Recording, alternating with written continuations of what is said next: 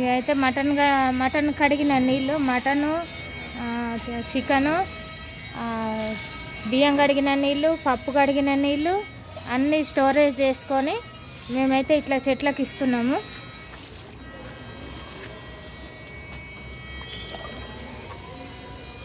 చూడండి మా సార్ అయితే ఎట్లా పోస్తున్నాడో చెట్లకు. ఒక్కొక్క మగ్గు కొంచెం కొంచెం, ఒక మగ్గులో 4 చెట్లకి పోసేస్తున్నాడు.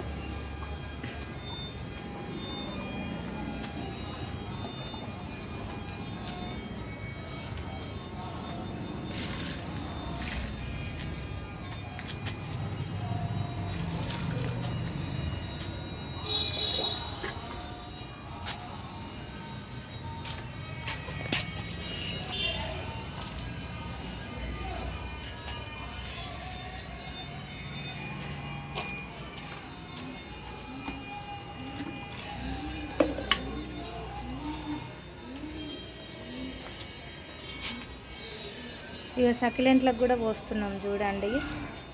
సకిలెంట్లు కూడా బాగా వస్తాయి.